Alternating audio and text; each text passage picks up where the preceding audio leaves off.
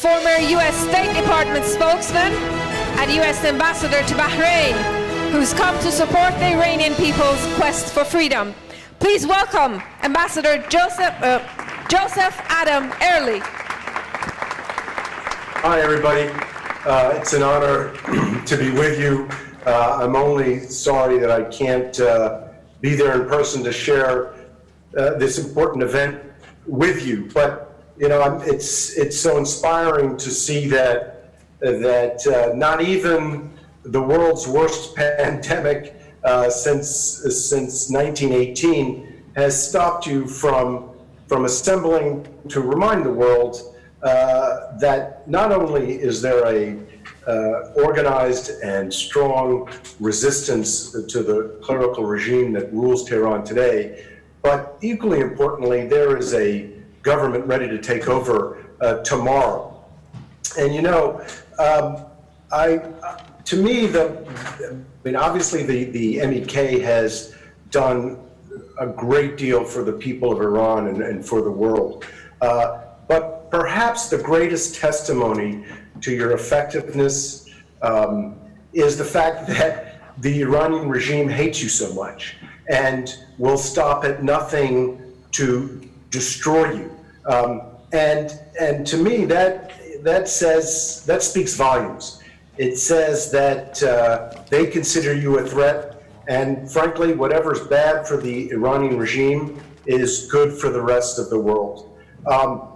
We've talked a lot during the proceedings about the Iranian government's use of embassies abroad, of diplomats, of intelligence, of civilian tools of government to terrorize not only its opponents, but those such as the government of the United States, such as the governments of Europe, who support you. And again, that's to me a testimony to the MEK's effectiveness and to the MEK's power.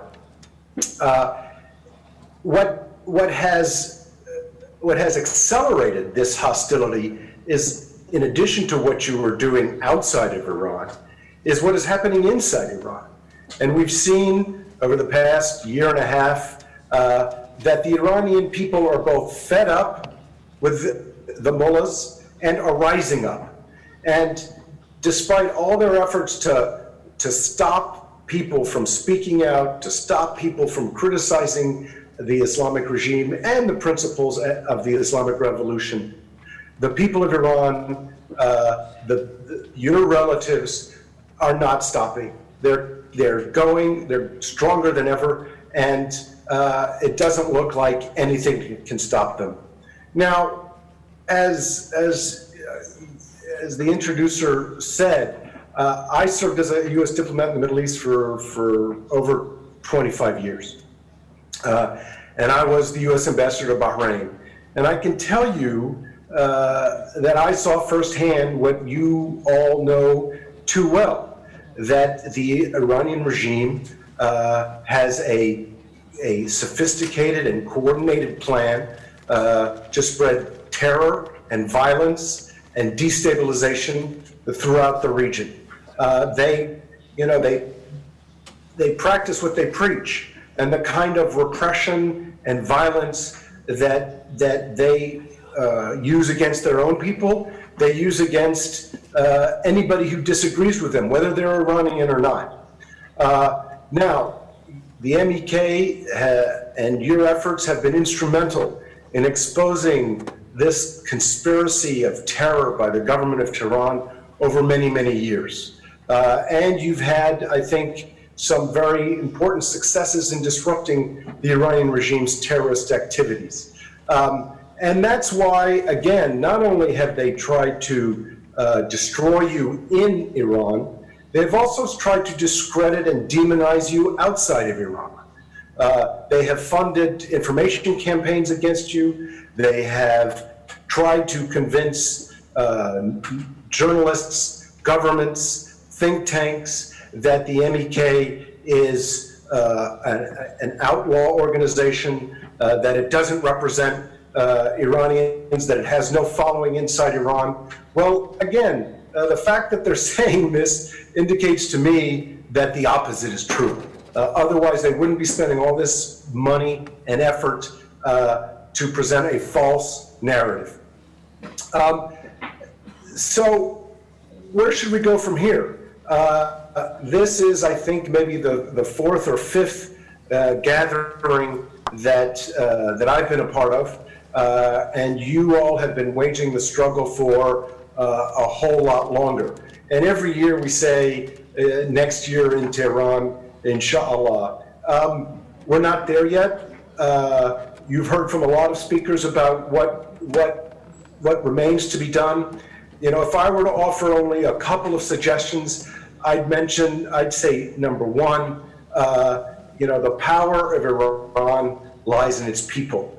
And the United States and the friends of Iran and the friends of the MEK in Europe and elsewhere need to do everything they can to empower the Iranian people and to support their struggle for freedom and to support opposition movements like the MEK, who are really on the front lines of trying to build a more prosperous and peaceful Iran along the lines of Madam Rajavi's 10-point plan.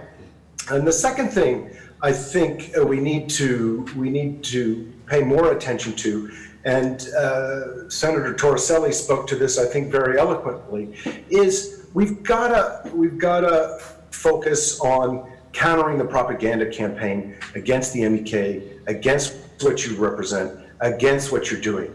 Because in addition to trying to bomb you or murder you into silence, I think the Iranian regime is trying to out-propagandize you.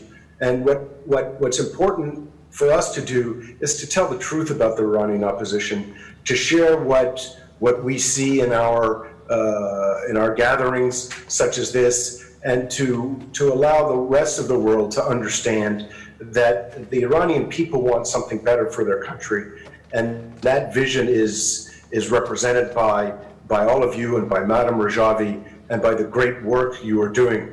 So let me conclude by saying congratulations for defying nature and having a gathering of this size, of this importance, of this significance and impact in the most difficult of circumstances.